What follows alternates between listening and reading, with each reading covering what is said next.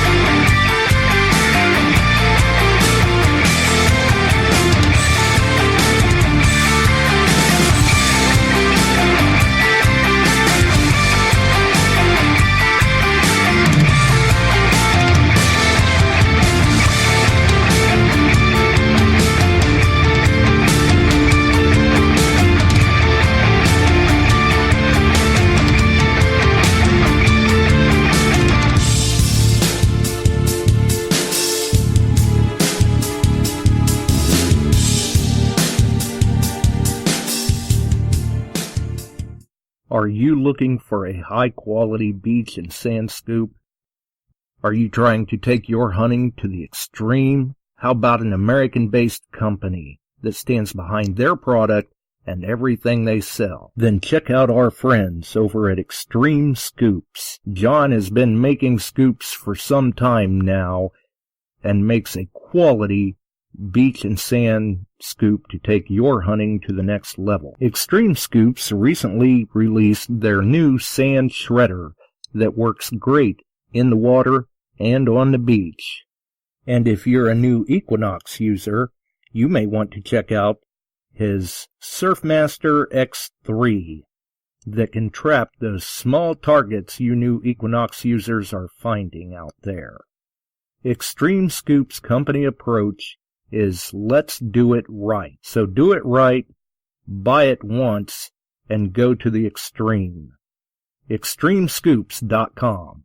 That's XTREME scoops.com. Caution. Please do not operate motor vehicles or power equipment while under the influence of this show. Listening to this show could cause side effects such as bouts of laughter, violent binges of cabin fever, and even dreams of silver and gold. Please be advised. Now that the fine print is out of the way, on with the show. All right, the fine print's out of the way, and it's time to roll with the show. We're back, and we're live once again. You are listening to Beyond Sight and Sound, metal detecting and treasure hunting radio for all the really cool digging people out there. And as I look into the chat, let's see here. It's already just flying. There's no way I'm going to keep track of it tonight, probably, but we'll try. So welcome to Chuck, Bill, Mike, Pear, Heath, Paul, Mark, Barb.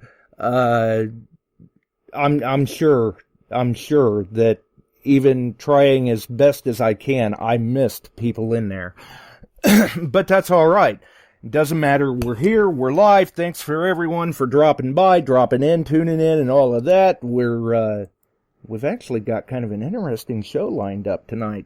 For those that saw the post, or even heard me discussing it a little bit last night when I was over on Flash in Your Pan with the Flash fam, History Seekers was going to upload a premiere video this afternoon. And they did. And I shared it. Some of you have seen that video. Also, we dropped the link for tonight's show. And that post that went out also carried not only the link for tonight's show, but the link for the History Seekers YouTube channel, as well as the direct link to the video of Lynyrd Skynyrd's Last Flight Metal Detecting Recovery, which if you haven't seen it, I gotta tell you, you gotta go over and check out that video. It's a 12-minute, 13-minute video. Don't do it right now. Right now, here's the place to be. But if you have not seen the video, you should check it out after the show. So links in the description. First and foremost, our friends over at Shooters and Prospectors, our friends at Extreme Scoops, Detectees.com, Ken, Mark, Darth, Buddy, and the gang doing a great job. Not only with the Beyond Sight and Sound and Dirt Pirates apparel, but also the History Seekers apparel and the others as well. Our friends at XP Team USA, Facebook group, website, podcast, every other Friday right here on Spreaker. Friends at All Metal Militia, Metal Detecting NYC on YouTube. Ohio Metal Detecting, the great Christmas giveaway for kids 5 to 15 Facebook group. We are still taking donations currently for that. We will continue to contact myself or Barb for information and details on how to get involved with that. And then also the link for History Seekers YouTube channel and the direct link to the video of Lynyrd Skynyrd's Last Flight Metal Detecting Recovery. So, now that we've got that all out of the way, let's just jump right into things and get the guys in here too, because we've actually got the History Seekers here tonight. We've got Heath Jones and Scott Duncan both on with us tonight. And the beauty of it, the lines are working. We do still have our caller capability as well. So, if anybody has any questions that they would like to ask Heath or Scott during the show, that's always a very good possibility too. We will try to work those calls in as they arise, I guess you could say. So we'll make sure that we've got them unmuted, and apparently I'm unmuted. The audio is fine. Everyone is hearing us. So let's roll with it. How's it going, guys? Good. Thanks for having us on. Feels like old times again. Thanks for having us. Yeah, it is kind of old times, isn't it? Only you guys are on the other side of the mic this time. Oh, yeah.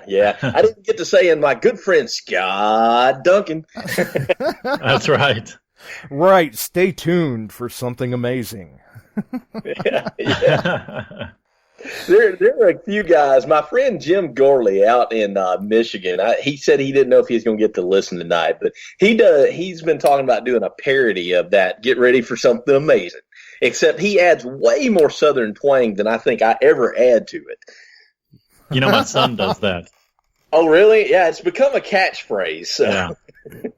Right, those that follow the YouTube channel, well, even before that, I mean, those that are following the YouTube channel, though, they know they're going to hear that at the beginning of every video. You just know it's coming. It's your signature trademark, I guess you could say. Yeah, you know, that thing happened by accident. We were just looking for something because we had I don't remember even now what it was. It was just really good. And I wanted to just put some little extra in there. I said, let's get ready for something amazing. Oh, I remember clearly what it was, Heath. What was it? It was the ID badge from the Spanish American. Oh, it was. Yeah, you're right. It was. Yeah. And that was a very popular video, too. It was. And so it kind of stuck, and people loved it. And so it made it into other videos. And there was one video where we didn't find anything. And I didn't do it, but I almost did. Get ready for something not so amazing, but here we go anyway. But I didn't. So, yeah. Right, get ready. We'll give it the old try. Yeah, we don't always find something amazing, but then occasionally we do. So the one thing you know about us is it's always going to be real. So that's true, right. Including the strikeouts, which we have plenty of, just like everybody else does. Yeah. Oh, yeah. I am certainly full up on strikeouts. I got a bag full of them. Oh, we know it all too well, and we were overdue, I guess. And then we had one of my friends, who's a customer of mine. I sell metal detectors to at Treasure Mountain. He called me and he says we were going down there to hunt Civil War relics. And he says, "Hey, would you be interested in doing the Lynyrd Skynyrd site?" And I was like, he's like, probably not. He's like, that's kind of, not all that. I'm like, yeah. Right. It's like, let me think about that. Yeah. Yeah. Well, the thing was with that, though, they're looking at possibly developing the site or altering it significantly where it could make it where you wouldn't find anything. But we went with the idea, though, Josh, that we were not going to find anything. Right. I mean, because, aspirations, not expectations. Exactly right. Exactly, because the NTSB, I mean, they, and they always go in, they pick up, they do a really good job of picking up a lot of pieces, so we really didn't expect to find anything. But, inevitably sometimes things are not found. Right, they can be very meticulous, but then again, we see it out in the field ourselves. You can think you covered a site just as methodically as you can, and you go back and you find out, hey, I don't know, maybe it was the ground conditions or whatever, I missed it somehow. Well, and you got to think too. This was in 1977 too, so we don't know did they even use metal detectors, or if they did, how deep were they going? Not that some of that stuff was that deep, but there's just a lot of variables there. Absolutely, there is. Absolutely. Maybe they didn't even. Who knows? Maybe they didn't even use metal detectors, and if you don't see it, you don't find it. Well, you're exactly right. You're exactly right. The other thing before we agreed to do this, and we mentioned it in the video, guys, before we went, we said, okay, we'll do this, but no item, and we all agreed amongst ourselves, none of the items would be sold. And we felt like that was key because we didn't want to be seen as, or, profit from, which is essentially a tragedy, but, kind of like Civil War rallies. I've never sold a Civil War rally, kind of for that same reason. Right. And I'm sure, obviously, there probably wasn't a whole lot of debate or argument in getting all parties involved to agree. No, everybody was, it was kind of an understood thing. I mean, there was no arm twisting or anything like that, or no debate about it. Everybody agreed. And what we also agreed on is that if we recovered anything significant, which, if you've seen the video, that we would make every attempt to find a museum or somewhere similar to display it to the public and just try to make it so that they wouldn't sell it. Because, sometimes museums sell stuff, unfortunately. So we're going to look at maybe doing like permanent type loans, or at least a long-term type loan for the items that we found. And, so that they can't ever be sold. And we don't want anybody profiting from it. And that's a standard practice that we recommend for anybody donating anything to a museum. I see a lot of times on Facebook, people going through saying, hey, you should donate that to the museum. And I'm always quick to comment, don't donate it, loan it. And loan it with no expiration. But have it written out that it's still your possession. And that way they can't sell. Because a lot of times these museums they'll display something for a period of time, and then they're trying to clear room, and they don't have any storage space, so they're clearing exhibit space for something else, and they sell it to private collectors. Right. Yeah. And I guess I've got a number of questions for you guys, but on the concept of loaning it to the museum, I'm sure that you guys have probably maybe even put something into place of, we would like this to be on display, but credited to our group or the parties involved, that we were the ones that were able to bring these artifacts to light of day for everyone. Well, Scott, let me weigh in on this, and if you have any input on it. I know you commented in the video something very similar that what we're talking about with this, but what I felt like was I would like them to put a link to the video, and more so than just promoting our video, which, don't get me wrong, that I don't mind that, but it keeps the context of the history. We're always talking about where something was found or how it was found, and the history stays with it. And that takes any guesswork, because some of this stuff, just like Scott commented in the video, some of this stuff, if you dug this anywhere else, you would put it in your junk pouch and throw it away. Right, or it would be questionable. Yeah, or at the very least questionable, because we know exactly what happened there, and there's, it's well documented what happened there. We of course didn't. And then some of the things are pretty significant that there's no doubt what they are. But then, you have the twisted metal. There's just no way of telling. Right. So Yeah. it felt like it was important to keep. Yeah, I mean, I'm the guy that gets sad if these just generic three ringers that people can buy on, I'm like, where did these come from?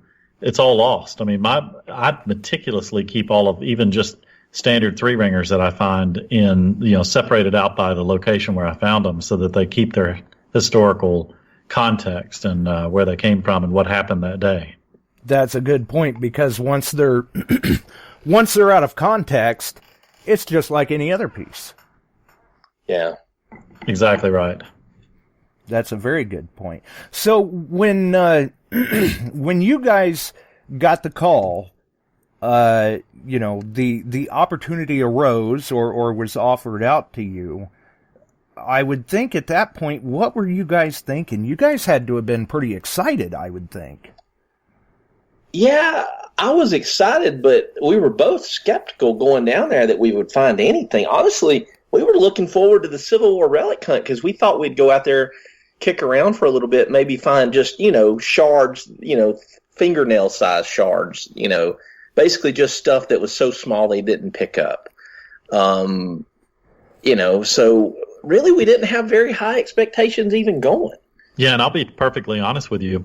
I think a lot of relic hunters think if it's not old, it's really not right. It's not worth almost the time. Yeah, exactly. The older it is, the better it is, right? So for me, it wasn't until I got out there and saw that tree and started looking around and thinking, man, something of historic, importance happened here. Something that changed rock and roll, even though it wasn't in relative terms that old compared to what we normally find. It was probably just as significant as many of the things that happened that we hunt. Possibly, obviously not, the Civil War, which had, nation-changing significance. That's one thing, but this certainly had an effect on rock and roll history, and it'll always be remembered. Absolutely, that's a really great way to put it too. Actually, because yes, it's not Civil War. It's not 200 years old or 300 years old or anything like that. It's we're coming up on 42 years now, but it was still a significant point in time in the timeline of history, so to speak. Whether it was just Americana, like Heath likes to say, or whether it was from the musical rock and roll aspect for a number of people. It was still a significant point in time. Yeah, that band, they really transcend time. Ronnie Van Zant was a musical genius by all accounts, and I think it's evidence because I was only a few months old when this crash happened, and right. I grew up in my teenage years. Of course, we do live in Alabama, where Sweet Home Alabama is practically a theme song to us. But, I remember growing up still listening to that music. So, I've got chill bumps right now just talking about it. Yeah. So, being able to save that history and keep their memory alive by saving that history just meant so much to us, Absolutely, I can see that. Myself growing up listening to Lynyrd Skynyrd and having a past as a musician before I lost the use of my left hand, I used to play a number of Skynyrd songs, and as a detectorist, from that perspective of it, it's like, wow, if I had gotten an opportunity like that, heck yeah, I'd jump on it too. Just not expecting that anything would be found, but just for the opportunity and the experience to have been there and at least tried to recover it. Right. Yeah, our overall, I don't think we've only had one or two negative comments, and really, and the one or two negative comments were both from people that hadn't even watched the video yet. So it's been very positive, actually. Very good point. Because I had seen one comment, not necessarily, it was kind of borderline, but they had said that, are you okay with this? Because, people died here. That's that's like digging in a cemetery. But no, this is a completely different thing. This is the site of a tragedy, yes, but it's not a burial site. And if people watch the video, they understand that. Right. And we still, and if we had to recover anything, like a ring that had been engraved or anything like that, 100% we would have made sure it got back to the family. Anything like that. But most of the stuff we dug was absolutely tied to the crash. But it wasn't something you could attribute to any one person. And like I say, and they recovered everybody. Not to say that, any tragedy is bad. It is bad, but the Civil War was absolutely some of the sites that we all hunt Civil War wise was, just thousands and thousands of people killed. And I think we kind of, I don't know. Scott, help me out here. You know what I'm trying to say on this. Yeah, I think a lot of times you go back and forth between respect and preserving the memory of what happened. And I think you talk to most detectorists, and our objective is to preserve the memory of what happened. Right. And each fragment of these things is a fragment of memory of what happened there, and a fragment of history. And that's the large reason the fact that this crash was so personal for so many people was one of the main reasons why we got together to say not only would we not sell anything, which none of us ever did anyway. I've got all my stuff still, that I found for Civil War stuff still on display in my house. But we all just decided that we were going to seek out museums to see if there was interest from these museums to take the stuff and display it, which we're actively trying to do now. Right. Which, hopefully you guys do hear back something soon on that front. But you're right. Sometimes with sites like this, it is kind of a fine line that we have to walk, because many people are quick to misinterpret actions or take things out of context. And there's a fine line between, respecting and trying to preserve the history and what others think we are just doing is, destroying. And that's not the case at all. Yeah, and as long as you can keep somebody's memory alive, that's the ultimate respect. That's everybody wants to be remembered when they're gone. And I think that keeping their memory alive, and the fact we're even having the show, we're talking about them, is keeping their memory alive. Keeping their music where everybody thinks about their. I guarantee you, after you got through watching that video, I bet you so many people went and probably listened to Freebird or Sweet Home Alabama and thought about them. I bet you they did it. I know I did. I did twice, actually. Right, absolutely. Yeah, and when I hear, I'm going to the Alabama game on Saturday night, and people that are not in the state, that song "Sweet Home Alabama" is played over and over again at Alabama games. Every fall. And so when that thing fires up on Saturday night, it's going to mean a lot more to me, because I had been to that site, and which was a beautiful site, by the way, very serene and peaceful. And we left it exactly the way we found it, and that was important to us. That's what I was just going to say. Scott's never going to look at an Alabama game the same way now. That's right. Well, I guess I do know someone's dropped the link to the video in the chat while we've been talking about things. And for those who may not realize, may not recall, may not remember, whatever, why don't you guys go ahead and give them a quick rundown of the history of the location? What happened that day? Scott, you want me to take this, or do you want to do it? You take it. You've been poring over this for about 3 weeks now, so you probably know it by heart. Listen, honestly, you know who should be in here taking this? It should be Kelly, because she's done more research than I have. Listen, she has been such an asset to our team. She is such a great researcher. She's done much more research on it than I have.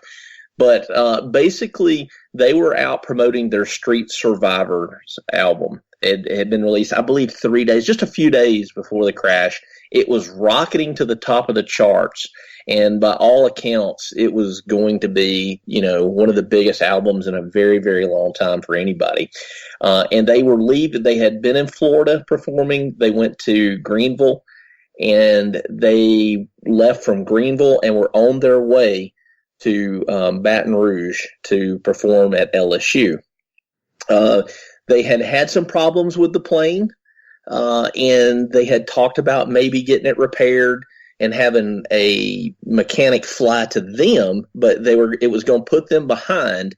And from all accounts, Ronnie Van Zant. Now, again, I'm from information I've gathered while researching. He said, we are not going to leave 10,000 hardcore Southern rock fans, basically waiting on us and us not show up, because it would have basically put them behind schedule. They would have never made the concert. So they decided that they were going to fly there, and while they did the show, the plane would be repaired. Well, they didn't make it there. And the NTSB report talks, and if you guys haven't read the NTSB report, I encourage you to do so. It talks about one of the engines may have had the mixture too high, causing them to run out of fuel prematurely. But then there's speculation also in that report about possibly running out of fuel, but they couldn't find any leaks or anything. So there's really, they attributed it to the pilots basically just inattention to to running out of fuel. But they also kind of leave it open-ended. They're still not real sure, is the best way I read the report. So I've got a little bit to add to this. This is just a crazy, one of those crazy situations in history that is just coincidence and also eerie at the same time. And that's that Street Survivors was released on October 17th, 1977, just days before the crash, as Heath mentioned. And the original album cover featured the band, a picture of the band with fire and flames around the band, and the two members of the band that were killed in the crash were engulfed in flames, Ronnie Van Zant, and right there in dead center. And they had to recall that album cover, and put out I think they put out an album cover that was all in black with the band, with a different picture of the band standing on the front cover. But they had to recall that album cover because of what had happened and the strange coincidence that the flame was affecting the members of the band on the cover that actually were affected in that crash. Yeah. The something else to add to that, though, this plane, because it had ran out of fuel, it did crash, but it did not burst into flames, so it didn't burn. But they decided to change that cover anyway. Well, that's a lot of great information, because a lot of that you guys just mentioned isn't even in the video. So that's great for those tuning in. Yeah, we're looking at maybe doing. I had over an hour of footage on my camera alone, not counting Scott's camera, which I did a lot of the filming. But we wanted to edit it down, because long videos, we're all busy and everybody has trouble sitting down and watching an hour-long video. So we wanted to kind of just take bits and pieces from that hour of footage I had and some of Scott's footage, and mix it all together and just kind of give everybody a look into it. And then if somebody really wants to see everything, we're probably going to get out the hour-ish long version of it at some point, and we're going to try to have a lot more of that type of information in it for the people that really want everything they can know about it. Nice. So the video that was uploaded today, you could say kind of more or less contains highlights of everything, with under the pretense that the full length video will be available for those that do have a more I don't know, a longer attention span, you could say, or a larger interest in seeing everything. Then they have that option available to them. Yeah, we cut out a lot of the live digs and stuff, just simply because there's so much, if you're trying to keep it under a 14-minute video, you're condensing down an hour and a half of footage to under 14 minutes or 13 minutes. That's hard work to do. It's tough. It's hard to do and still maintain, unless you're just going hole to hole to hole. And so we were just trying to play that balance there. Right. Nice. So, in the video that we saw today, is it safe to say that it's a kind of a 50-50 mix, or majority of your footage, and we'll see more of Scott's in the upcoming video? Probably most of it's going to be mine. Scott's got, I don't know what, Scott, 6-7 digs you've got on tape. I do, yeah. But the best ones that you had, I think I called you over because, the ones some of the ones that you used were ones where you ran over to me because I said, hey, I've got something good over here. Yeah, I did a lot more filming on this, Josh, than I did digging. I did some digs, but most of what I did, because I felt like this site was going to be so important that we needed to make sure that it was documented very well, and the best way to do that so that those guys could concentrate on digging, and I was going to film most of the stuff. Well, and on typical Civil War sites, we'll get separated by a decent distance, so we're kind of on our own to film. This was concentrated in one area where the crash was, right around where the fuselage sat, and so we were all right kind of there together. So if somebody was already, oftentimes Heath was already running with somebody else when somebody would find something, and he would just turn and walk over to them or run over to them. So makes for a lot of running around for Heath. Right, yeah. Well, as much weight as I've lost lately, it's made it a lot easier. So there you That's go. True. Yeah, you've kind of got your own training program in place. Oh yeah.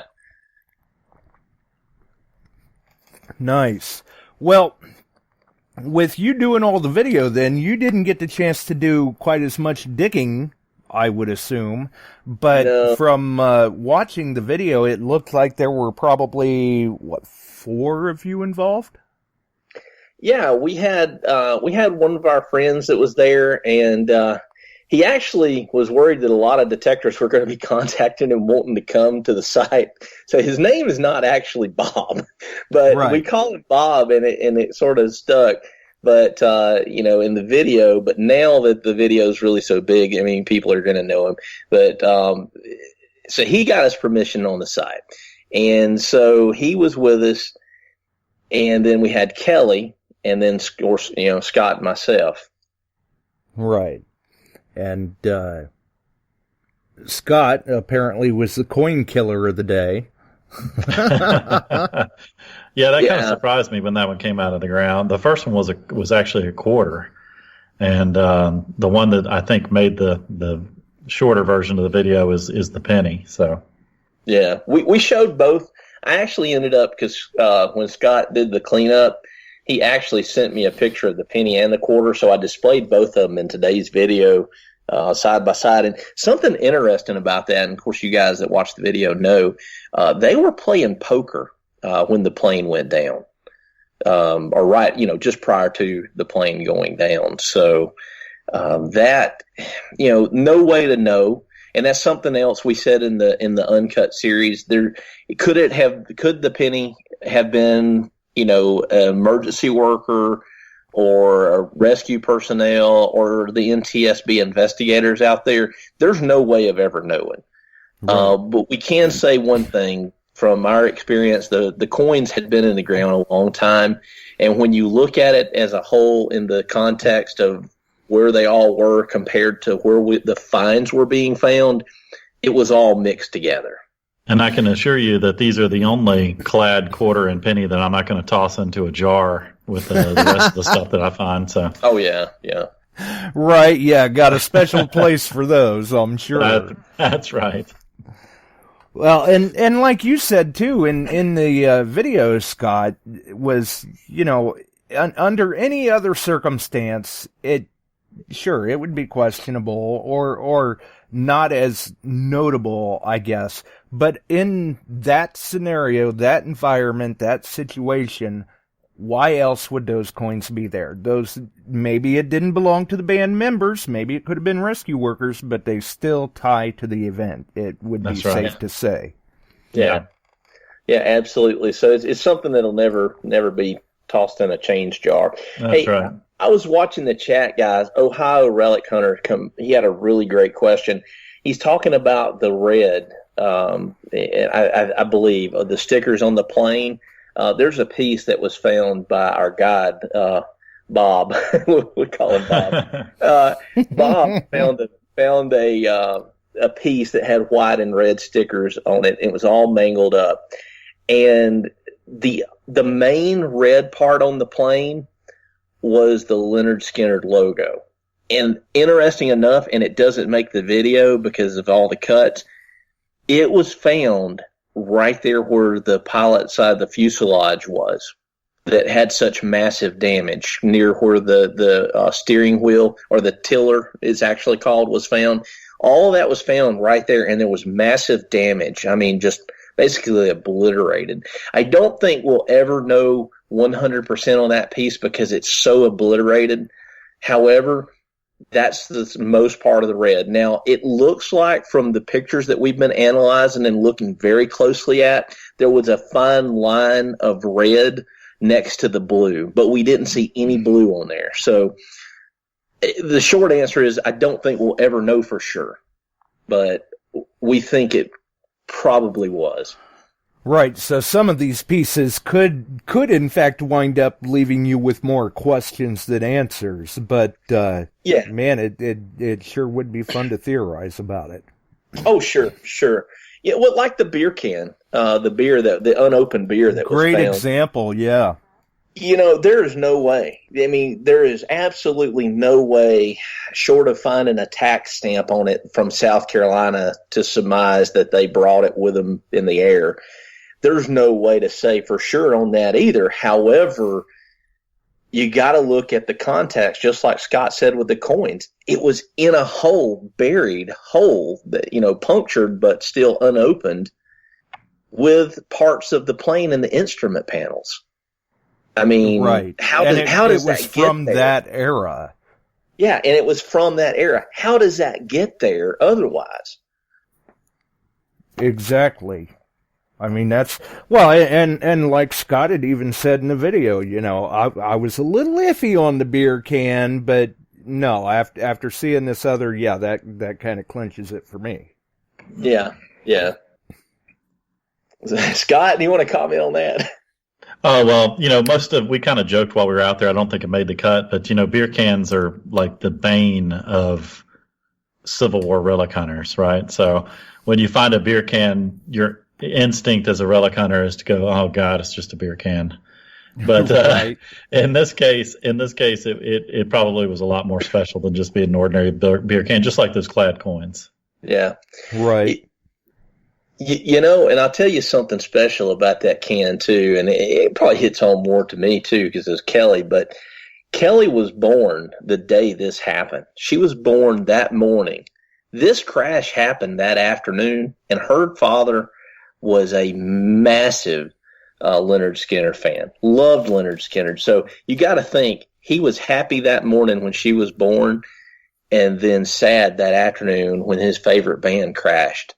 And for her to find both of the best, I mean, to me, the two best things out there, I mean, it was just meant to be.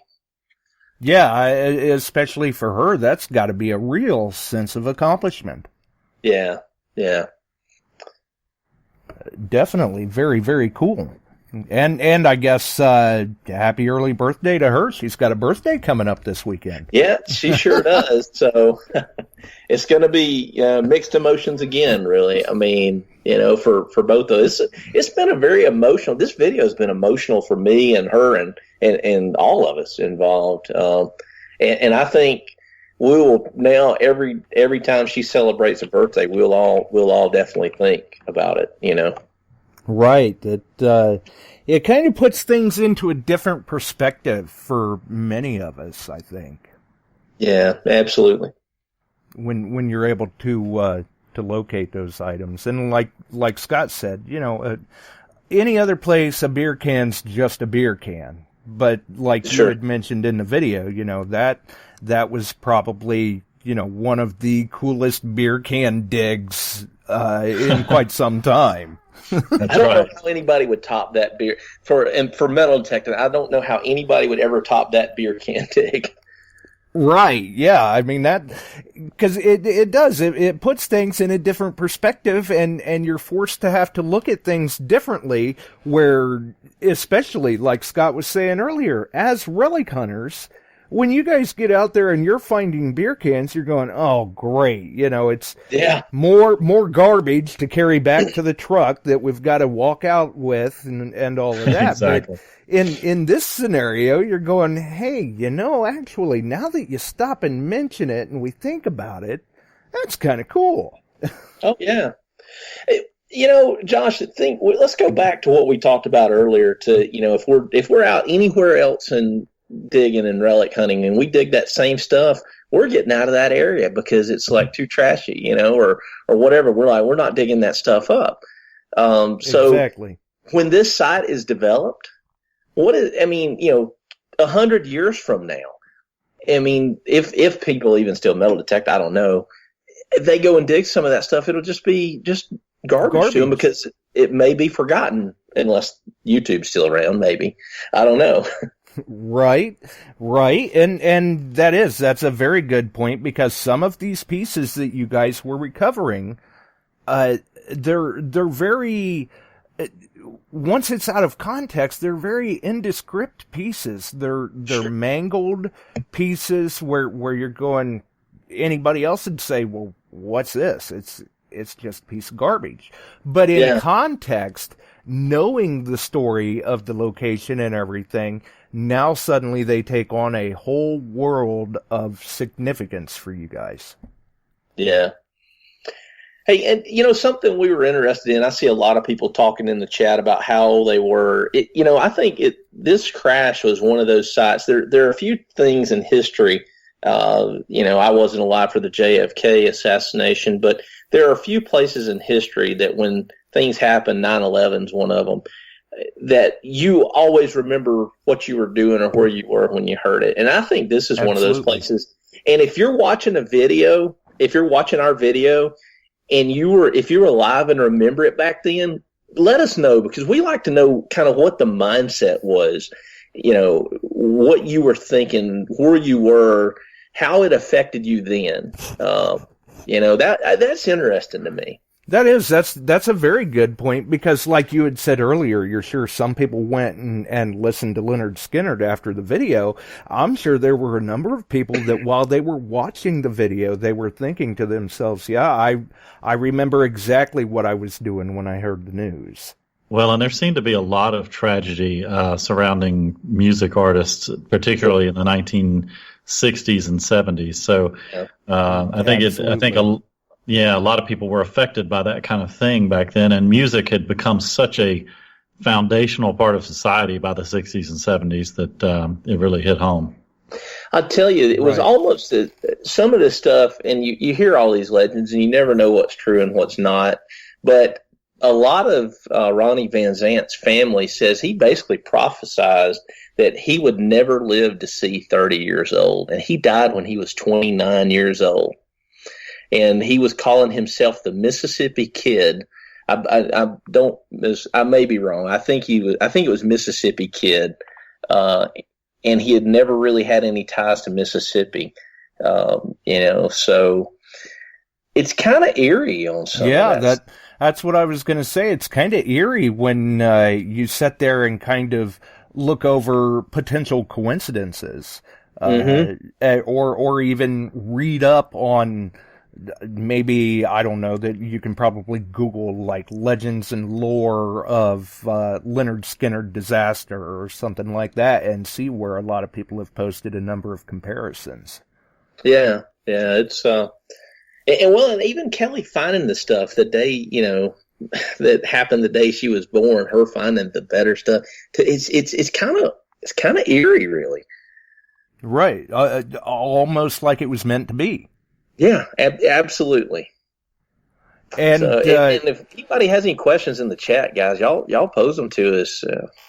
We'll do our best to answer them. We may not know the right answer, but I mean, it sounds like Heath is at least able to keep up with the chat. I am not, but Heath is. And for the others, that maybe they think we're missing them or something like that, I'm sure someone can drop the call-in number into the chat as well, Bill or Barb or someone. If not, that's 419-549-5744. And for the detectorists that are listening, because, we got a lot of them on here, I'm sure, what machines was everybody using that day? Were you all using the same machine? I was using the CTX 3030, and all the rest of the guys were using the MindLab Equinox 800. Yeah, so it was a MindLab group then. It was very much a MindLab group.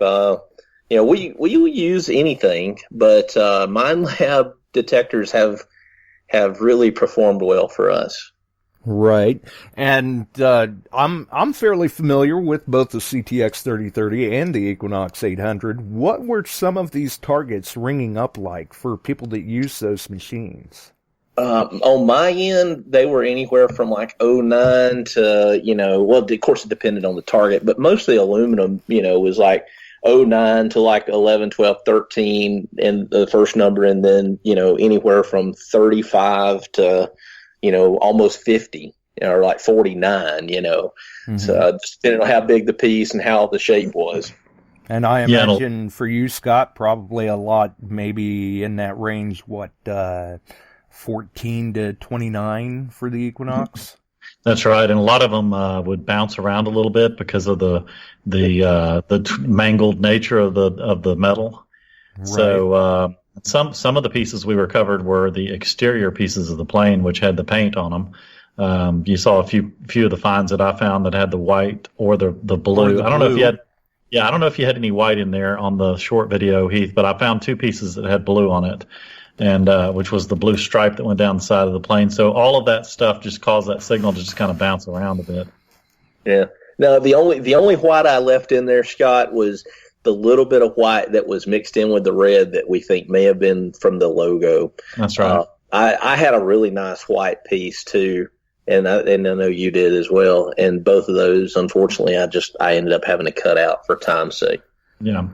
And for those who may not be able to tell in the video, can you guys give kind of an example? What was the range of size of pieces that you were digging? Well, I got probably one of the larger pieces. I don't know, Scott got a pretty big piece too, didn't you, Scott? Yeah, a little bit bigger than my hand. I had some structural pieces that were a little bit longer than that were just kind of like support structures with a lot of rivets and stuff in it. But the flat, especially the flat internal and external pieces that we found were probably somewhere around the size of your hand or a little bit smaller. Yeah, the one that I dug was a little bit, probably 2 hands wide or maybe 3 hands wide, probably. The piece in the very first dig in the video that I dug was probably one of the larger pieces outside of the tiller or the steer, as I called it, the steering wheel for the plane. Well, and that piece had to have been an exciting piece in its own, too. I mean, just to see it surface and assuming that it does tie to the plane and then finding out that, in fact, there is a piece like that matches in the cockpit. Oh, man. That had to have been a phenomenal sense of achievement there. Oh, Josh, the guy, our guide, Bob, he dug that, and he had actually dug around because it was a big signal, and that's aircraft grade aluminum. So, it's going to cast that big, wide signal. So he actually missed it. He missed it on the first time, and he started working his way around it. He called me. He says, "Man, I've got a big piece here." And so he missed on the first hole. He rotated around, and I got the actual of it coming out of the ground when he actually hit and got under it. I got that coming out of the ground. Right, and true live digs, so to speak. Oh, yeah, and that one is in the video. Man, I'm getting chill bumps just talking about that one. When I saw that came out, I knew right away that was something just incredible from the plane. Yeah, and it was something amazing. Yeah. And just to clarify, there's two different ways to steer a plane. Obviously, while it's in the air and while it's on the ground. This particular wheel that Heath's calling the steering wheel, or it's the official name is the tiller, controls the front landing gear and how you steer the plane when it's on the ground.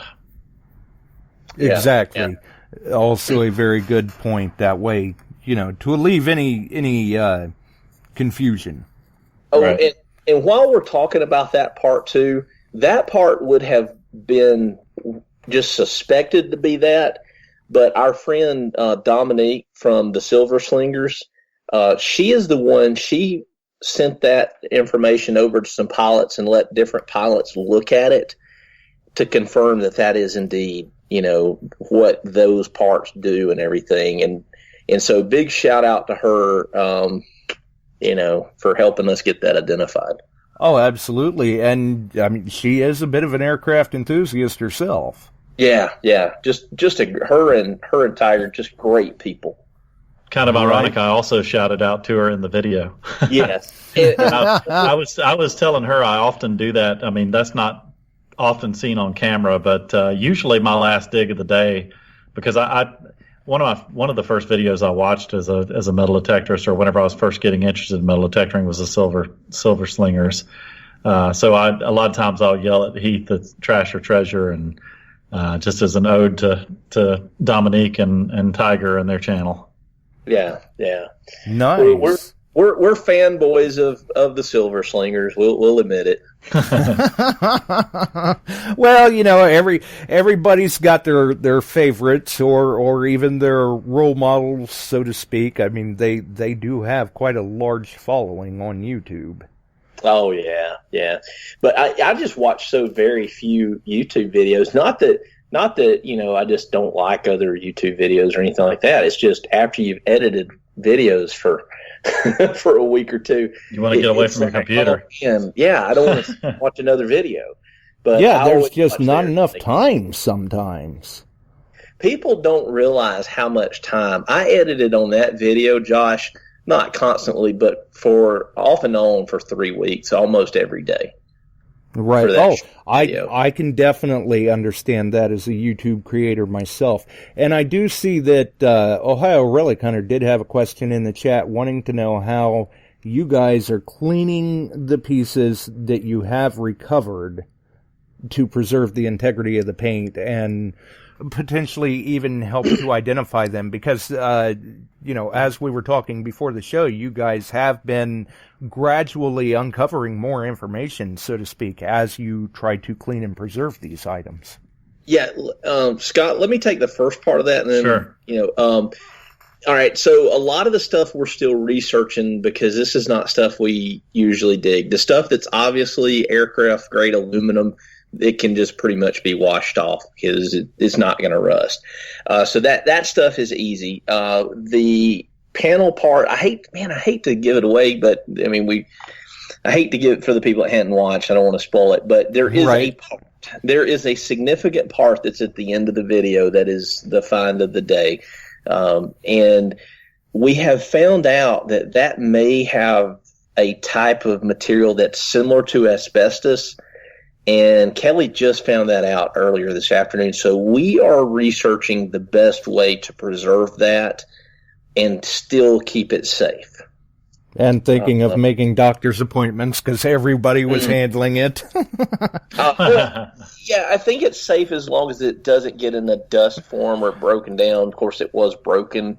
Right. But, as long as it's not aerosol, in an aerosol state where it's the fibers are in the air, I believe it's okay. As long as it's not airborne, which I guess brings up another interesting aspect of it is that some of these items, maybe you guys have given some thought to sealing the air from.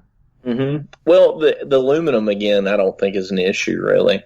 We are questioning what to do. Kelly has been researching how to best preserve that can because it's, it went through an airplane crash, we think, and then lived in the ground for a while. So it's in kind of bad shape.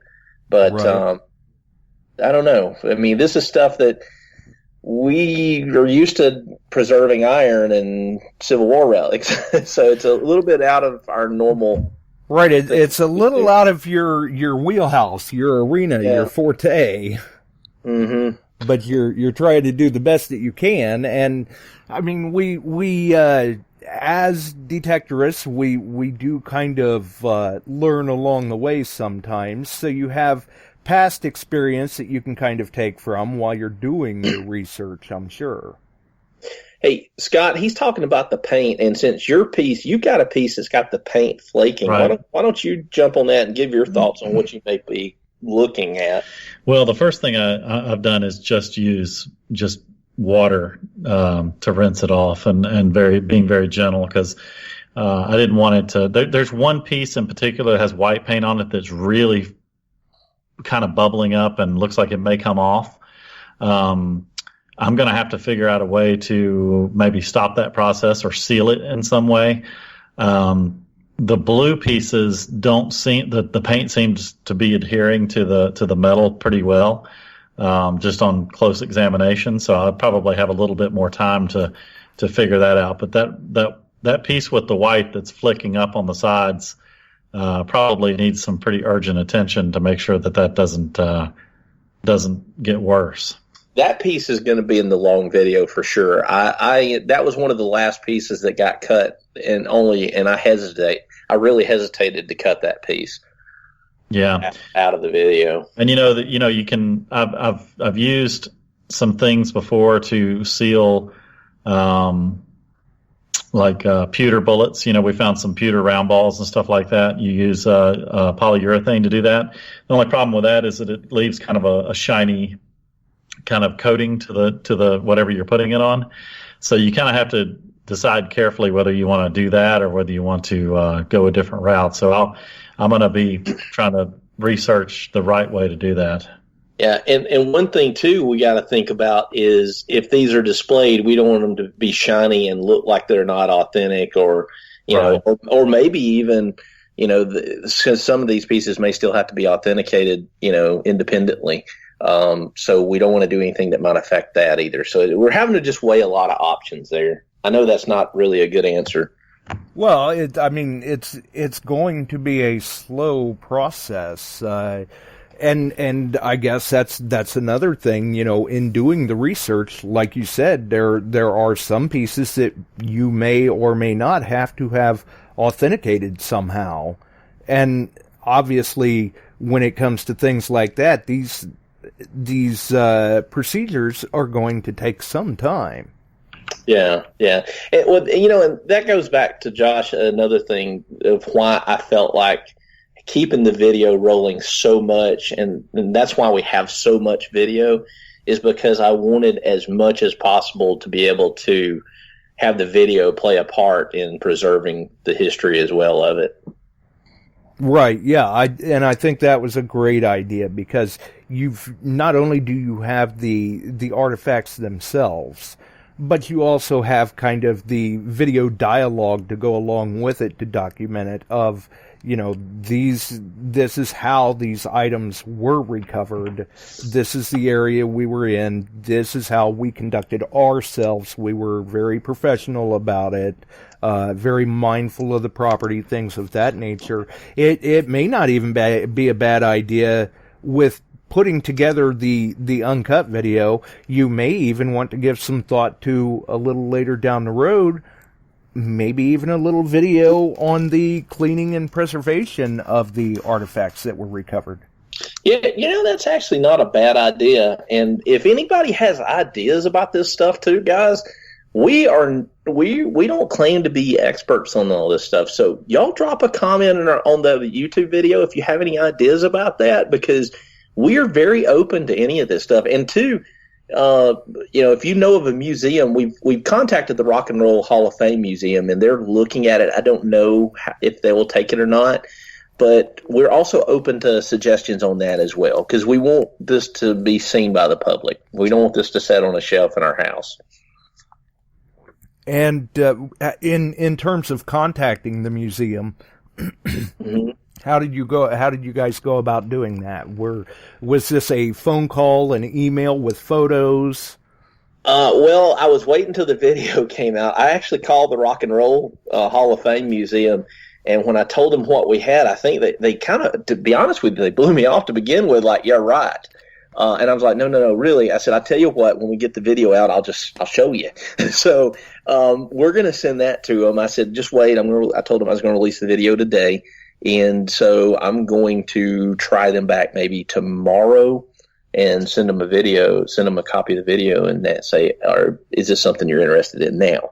There you go. Yeah. And that was another interesting aspect of the video that I liked as well. That you guys had even mentioned, they had reconstructed the plane to reconstruct the accident, and that's all gone now. It's nowhere. That's been destroyed. So that makes it more imperative that these artifacts are recovered, because these could be the only ones in existence.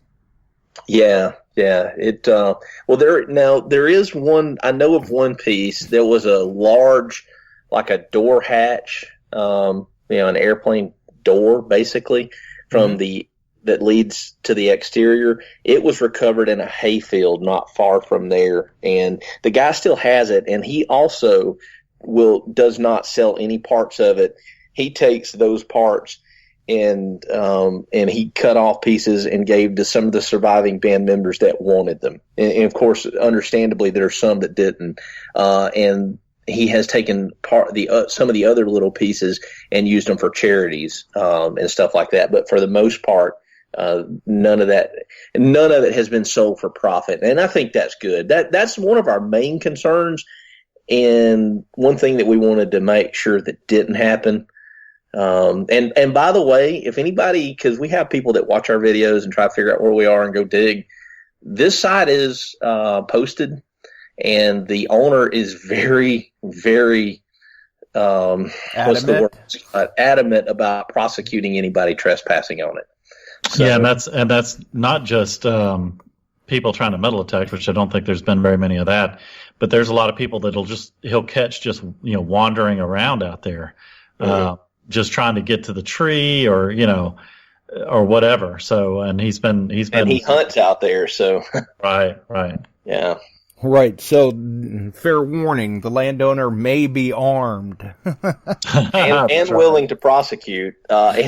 The guy that got us permission for the site is actually a state law enforcement officer also. So, and he lives nearby. So don't break the law. That's all I'll say with that, because I think that's probably going to be a concern. Yeah, absolutely. I mean, and that's something that we try to remind people on a regular basis anyway. If you're going to do something, at least do it properly, do it right. Yeah. Every piece of land is owned by someone. Yeah. And I see where they're saying in the chat that there's actually a big airplane museum, I guess, really? south of Mason, Georgia. That's not that far from us. Barb Connell's putting out. Barb, if you'll get me the contact information, that's something that we would absolutely look at possibly doing. I think they played in Macon some too, so that might be good. We're looking at trying to get some down in Florida, close to where Ronnie Van Zant was from, and places like that too. So we're talking to several different places. Right. I know we've got, up here in my neck of the woods, we've got an aviation museum as well. But that's kind of, especially the big one down there in Georgia, I would think that would be a very good potential possibility for you. They may be interested in that. Oh, yeah. Yeah, hopefully. We'll see. Museumofflight.org, Ohio Relic Hunters, put in the chat. Yeah. That sounds like the one up here in our neck of the woods. But still, and just because they're on loan, I guess doesn't mean that they can't be moved around. Well, and that's another good point, Josh, that, we could get them to different museums. That way other people, in other parts of the country would have the opportunity to see them. The main reason that we want to do them on loan, like we said, is just to make sure that they can't ever be sold. That's the main thing. Right. Yeah, kind of put it on a bit of a circuit, so to speak. This museum has it for a year or two. This museum has it for a year or two, and while that's going on, there's plenty of time to research or reach out to see if there are other museums that may be interested in displaying them. Oh yeah, yeah.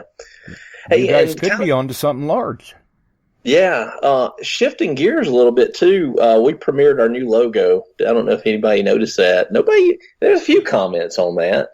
I did notice that. You're talking about the new History Seekers logo with the S in the middle of the H? Yeah. So because nobody knew what it was. Everybody just saw the H and they're like, "Is that?" And they're like H Seekers, and so it was like, well, we got to do something different. So. I had seen that, and actually I should have mentioned that before we went live. I had noticed that myself this afternoon, and I was like, I need to use the updated logo. And I kept trying to edit the post, but for some reason Facebook was giving me fits, and it wouldn't let me go back and change that. So no problem. The post that I put out does have the old logo, but okay. The new logo is quite catchy. I like it. Yeah. Ohio is wanting to know about them scrapping the plane that we mentioned, we touched on earlier. I didn't find that information, Ohio. Our guide, he found that in a documentary or something he read. I couldn't find that. I don't know exactly, but according to our guide, that happened in 84, I think he said, is when they had kept the plane for several years after the investigation was over. And just like, from my law enforcement career, after a case is over, you only keep evidence for so long. And so I think that was the case. It's why they finally just got rid of the plane. Right. You can only take up space for so long before you have to make way. You can only store so many large planes at a time. So. Yeah, absolutely. That's true. And I don't know, maybe somebody, because I have seen a number of links in the chat where it's possible maybe somebody's even put a link in the chat about that. I don't know.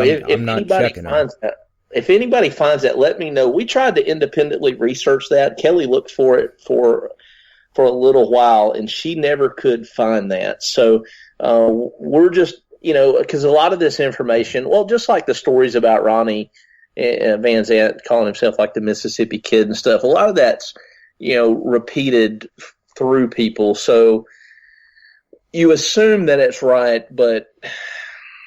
Right. Yeah. It's like, much like when we're researching different incidents that have happened where sometimes somebody didn't vet their sources, but the story continues to go on, and you find out that it takes another path, and not all of the information may not necessarily be as factual as we would like. Yeah, usually it's really close. It could have been 83, It could have been 84, it could have been 85, but we believe that's actually what happened. We just we don't have the document trail. Right. A concrete source. Yeah, but it would have taken us. I mean, we wouldn't have seen this video out for months or maybe a year or more if we'd had to chase down every little detail. Well, that's just like you guys have been researching this since the day of the hunt, which was, some weeks back now, actually, even though the video was released today. And I'm sure the research will continue to go on for some time where, who knows, 6 weeks from now, you guys or Kelly may run across another piece of information that you're like, oh, wow, I didn't realize that. That's cool. Oh, yeah, absolutely. And, like I say, we identified new parts, or one new part today. And Scott found was those serial numbers, or what was that you found? Not entirely sure. I think they're probably part numbers of some kind. So we've got a little bit more information to gather on that. Yeah, Right, we'll you try would- to collect that for the big video. Yeah, Right. you would think somewhere along the line somebody can probably trace those numbers. Yeah, Right. so for all of you guys that were was like on me about waiting on this video, now you know why. You know, that's a good point too for everybody that were like, wow, you know, everybody keeps talking about this big video, but we're not seeing anything. What's so special about it? Well, hopefully now they can understand why. I mean, because understandably so, you guys are and should be excited about it. Yeah. Well, and two, we were waiting on some of those pictures. Kelly had to reach out to the people that took those pictures and had the negatives and stuff to get permission to use them. And we actually had to purchase some of those pictures to be able to use them. And that took time to get them and get all that squared away. Absolutely, it does. But, you know, that just goes to show right there how focused you are on getting the proper information out there and doing things in the proper way. We do our best. Scott keeps me in line sometimes. Actually, Kelly keeps me in line more than Scott does. That is true. So you guys were definitely, it's very safe to say that you guys were very surprised, not only at the fact that you did recover artifacts, but the number of them that you did recover. Oh yeah. Yeah, So- we were surprised at how much was hidden beneath the ground. I mean, because the place, you just walk out there, it looks like any kind of peaceful woods that you've ever seen. So Aside from the tree. that side from the tree, yeah. Yeah. Right, I did see where somebody had posted in the chat earlier that they had saw Freebird had been carved on the tree among other names and probably even other phrases as well. Oh yeah, yeah. There were a lot. I'll tell you something else too, Scott. And Scott actually saw this and pointed it out when we were trying to zero in. We knew about where it was, and then we started zeroing it in. You can see the older trees that are growing up out there, and then you can see much smaller trees. Oh yeah, there was actually, I believe there was a spot in the video where it had showed Scott possibly standing next to a tree, and that was just a massive looking tree. Oh yeah, yeah, really. I either that or Scott can stand sideways and hide behind a stop sign. Well, he's been on the keto diet too, Josh, and he's gotten very skinny. We call him Skinny Scott now. Yeah. Well, So- we're all trying to get out of the wide pride club, as Butch Holcomb and termed it. That's what I was going to say, so I guess he's clearly no longer a candidate for wide pride then. No, he was just an initiate before. He wasn't quite there, but he was getting really close, and I was grooming him for membership. But yeah, he's steadily dragging me. I'm almost lost my wide pride status now, so I'm getting close. Right, and Scott's done went and knocked himself clean out of the running. Oh, he's not even. I don't know that he'll ever be considered now. So. Well, you know, I mean, that's the breaks. Sometimes we got to roll with the punches, Scott. I know. Well, it does, though. It sounds like you guys had a absolutely fantastic time with what you did.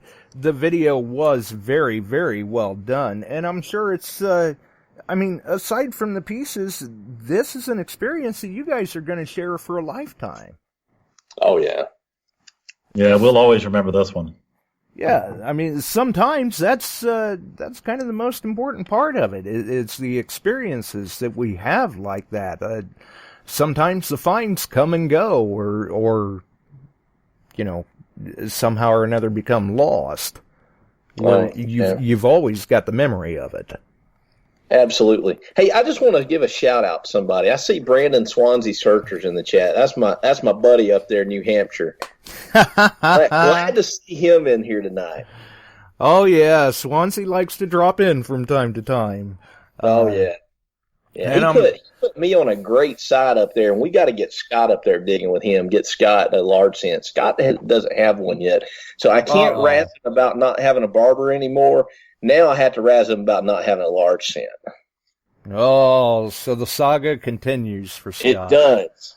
It's not quite as effective whenever they're basically non-existent down here. The barbers were like being found all around me down here, and I couldn't find one. Well, that's true. That is a good point, Scott. Yeah, you do have a viable defense there. It won't have near the effect on you. Yeah. I just assume I'm not going to find one of those down here. So. Yeah. Well, maybe doing what you've done to help and recover the artifacts that you have from the Lynyrd Skynyrd site, maybe karma will smile on you, and you never know, maybe you'll pop one up. They do show up occasionally down there, just few and far between. They do. I've actually, come to think of it, I have found 2 of the cap bust coins. So that, if I'm finding those, I should be able to find a large cent.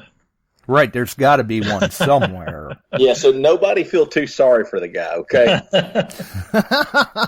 Right, he's got them cap bust coins, and look at all the relics the guy finds. Oh, I know, yeah. I mean, if memory serves correctly, hasn't he dug a plate or 2 out from in front of you? He's dug one Confederate plate in front of me, yes. We hadn't been hunting together, I don't know, Scott, 3 months maybe? Yeah, about 3 together? months. Yeah, we've been hunting together about 3 months when he dug that CSA plate in front of me. Ouch. Yeah. Well, Yeah, it wasn't before he got his first silver coin, but I guarantee you he didn't have many. Right. That's true. So I had already earned the Bulletmaster label that you had thrown on me, though. Yes, and it has stuck, and it still holds true today. So it kind of sounds like that CS plate still kind of leaves a mark for Heath. Yeah, it's a sore subject. Yeah. Wow. Well, and also congratulations to you both, by the way, on how the channel has just really exploded this year for you guys on YouTube.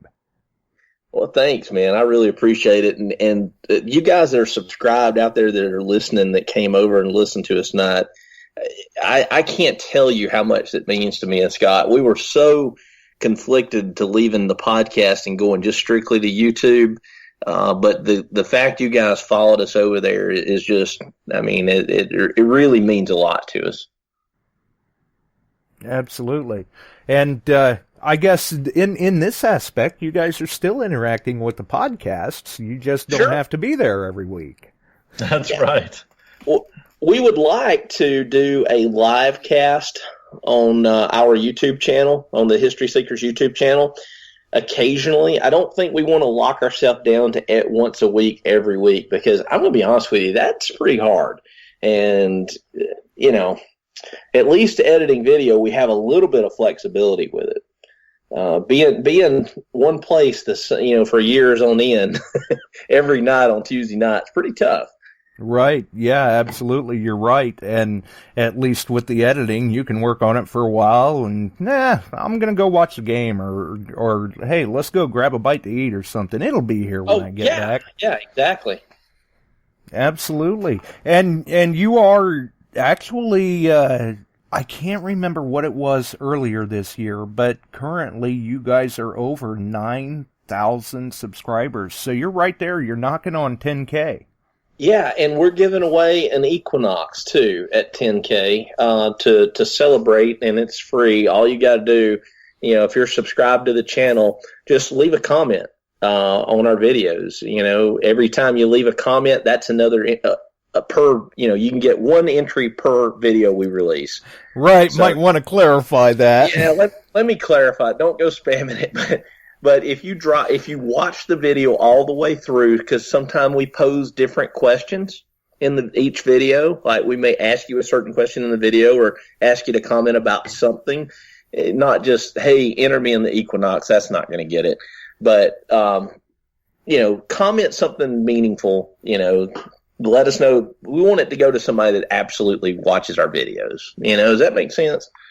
That makes perfect sense. I mean, they're putting the time in watching the videos and stuff. If they're going to be a dedicated follower like that, then obviously you guys are going to be happier to see the prize go to someone like that rather than someone that just comes in, hits a thumbs up and says, "Hey, I'm here. See you next time," or whatever. Here for the free Equinox. Thanks. Bye. Yeah, I mean, you're technically entered. I mean, we're not going to disqualify anybody, but we hope that somebody's there that really likes metal detecting, likes what we're doing, and maybe gets a great machine in the process.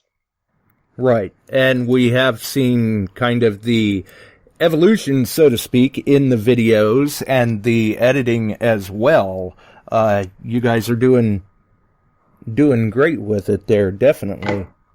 We appreciate it. A lot of equipment and a lot of money being poured into software and cameras. Oh yeah. Well, yeah, you do. It does come at a little bit of a cost, but you get out of it what you put into it. Oh, sure. I don't know that we'll ever recoup the money that we put into it, but we try. Everybody thinks you're getting rich on YouTube. That's not the case. Not in metal detecting anyway. No, absolutely not. I mean, for those that have monetized videos, we're not making the mortgage here or anything. Most of the time, we don't make enough to pay for our gas going to the sites. Not unless you're one of those 20-something-year-old guys that have like 35 million subscribers. Then you might be making the mortgage. But yeah, right. Yeah, very, very good example. And there is something to be said for consistency, and you guys have been staying fairly consistent. We try. Nice. And I know we're getting towards the end of the show here, but if you guys aren't subscribed, if you hadn't heard of our channel, it's youtube.com/History Seekers. Run over there, subscribe, hit the bell icon. That's very important because that way you get notified if we release a video. And since we're closing in on 10,000 quickly, it's imperative that you drop those comments if you want to be entered, because when we hit 10,000, we're going to be drawing shortly after that for the winner. And if you're already subscribed, you may want to go back and make sure you've got that bell turned on, because YouTube does go through and turn it off on people from time to time. Yeah, it does. I don't know why, but it does.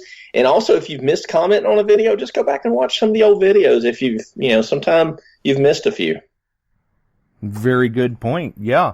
So I guess before we get on out of here, because that was the next thing I was going to say about the channel, we do have the link for the channel as well as the direct link to the video in the description. That'll carry over to the YouTube archive as well.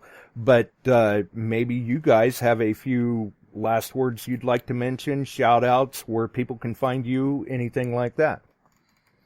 Scott, go ahead. Well, I just want to appreciate, just voice my appreciation for all the people that support these channels, not just ours, but there's a lot of work that goes into them.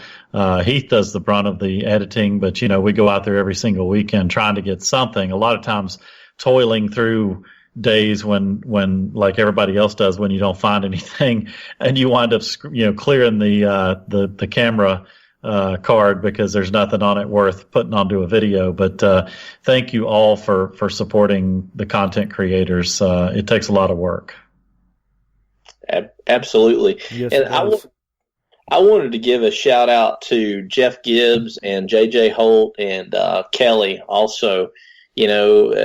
They are also team members. They help out, and our friend Bob, who so far has to remain nameless, our friend Bob in Mississippi. We wouldn't have this video or be talking about it tonight if it wasn't for him. So he knows who he is. Big shout out to him. He's a great guy, and we really appreciate him thinking of us when it comes to this project. Absolutely. And I guess they can always find you guys through the History Seekers page on Facebook as well. Yeah, absolutely. We've got the page, and we've got the YouTube. We've got the Facebook group as well. You can find our page just by searching History Seekers, or if you want to join the group, it's the History Seekers is our Facebook group. Oh, well, I'll have to go check that out. I'm not sure. I think I'm a member, but I don't know. I'm in a lot of groups on Facebook. No, I understand. Occasionally, for the people that want to join the group, occasionally we will post little inside stuff that we post nowhere else. You will get a little more of a behind the scenes look at what we're doing sometimes on the Facebook group. Oh, good point. Maybe they see some different photos of the playing or the preservation methods. Absolutely. We'll post a little more there sometime we don't post other places. Nice. All right. Well, hang in there with me for a few minutes, guys. And once again, thanks for taking the time, to both of you, Heath and Scott, for taking the time to sit down with us tonight and discuss the very, very well done and interesting video that was put up today.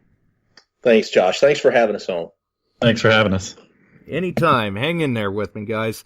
So for everyone else, we're going to roll on out of here, but that was Heath Jones and Scott Duncan from History Seekers on YouTube and Facebook. Obviously, they're not hard to find.